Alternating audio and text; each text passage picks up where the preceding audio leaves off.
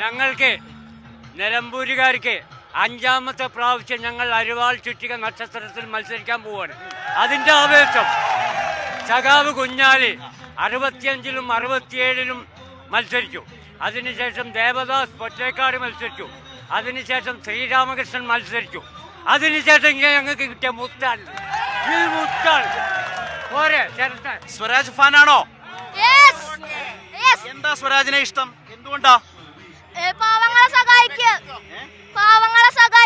ആണോ? വീട്ടിലൊക്കെ സംസാരിക്കാറുണ്ടോ സ്വരാജിനെ കുറിച്ച്? സ്വരാജിന്റെ പ്രസംഗമൊക്കെ കേൾക്കാറുണ്ടോ? വീഡിയോ ഒക്കെ കാണാറുണ്ടോ? ടിവിയിൽ കാണലുണ്ട്. മോന്റെ പേരെന്താ? അക്ഷത്.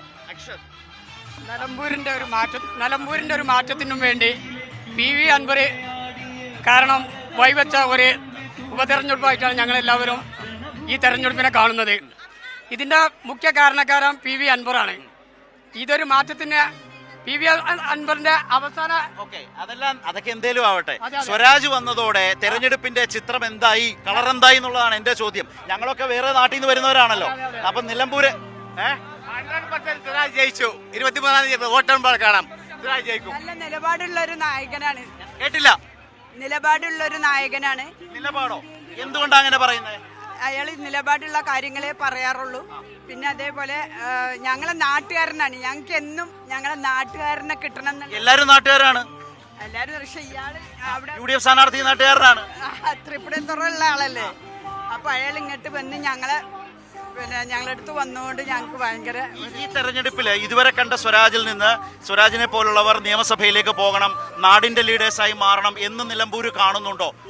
കാണുന്നുണ്ട്. നിയമസഭയിൽ വരണം എന്നാണ് ഞങ്ങളൊക്കെ. സ്ത്രീകളുടെ ഇടയിലെ ഒരു തെരഞ്ഞെടുപ്പിന്റെ ഇപ്പോഴത്തെ ഒരു പൾസ് എന്താണ്? സ്ത്രീകളുടെ സ്ത്രീകള്, ചെറുപ്പക്കാര്, സ്ത്രീകളുടെ ഇടയിൽ നല്ല ആരവം തന്നെയാണ് എല്ലാവർക്കും. 99 100 ഞങ്ങൾ 99 100 23-ാം തീയതി. ഇപ്പോഴത്തെ 99 തന്നെയാ നിലമ്പൂര് ഇപ്പോഴത്തെ 99 തന്നെയാ. കേക്കട്ടെ, നിങ്ങളുടെയൊക്കെ അഭിപ്രായം കേക്കട്ടെ. കാര്യങ്ങൾ നിങ്ങളുടെയൊക്കെ അഭിപ്രായങ്ങളാണ് കേൾക്കേണ്ടത്.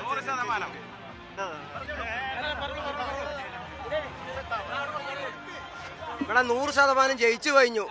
കാരണം എന്താ വെച്ചാൽ ഇത്രയും നല്ല സ്ഥാനാർത്ഥി ഇതിനു മുന്നേ വന്നിട്ടില്ല. സ്ഥാനാർത്ഥി ഏറ്റവും നല്ല സ്ഥാനാർത്ഥിയാണ്. നമുക്ക് കിട്ടിയത് ഏറ്റവും നല്ല സ്ഥാനാർത്ഥിനെ കിട്ടിയിരിക്കുന്നത് M സ്വരാജ്. നാട്ടുകാരനായത് കൊണ്ടല്ല, എല്ലാ കാര്യങ്ങളും തുറന്നു പറയുന്ന ഒരു വ്യക്തിയാണ്. എല്ലാ കാര്യത്തിനും മുന്നിൽ നിൽക്കുന്ന ഒരു വ്യക്തിയാണ്. നമുക്ക് എല്ലാവർക്കും വേണ്ടി സഹായിക്കുന്ന ഒരു വ്യക്തിയാണ് സ്വരാജ്. സ്വീകരണം വളരെ നന്ദി. എത്ര വളരെ ജനങ്ങളെ വെറുതെ ഒരു സ്വീകരണം, അടിപൊളി.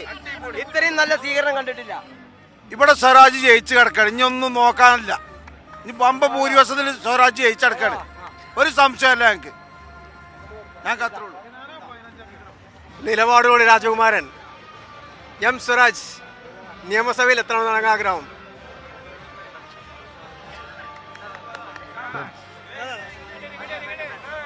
തീർച്ചയായും ശരത്ചന്ദ്രൻ കാരണം അവർ അത്രയേറെ ആവശ്യത്തിലാണ്. പാർട്ടി ചിഹ്നത്തിൽ M സ്വരാജ് വൻ ഭൂരിപക്ഷത്തിൽ ഇവിടെ നിന്ന് ജയിച്ചു പോരുന്നതാണ്.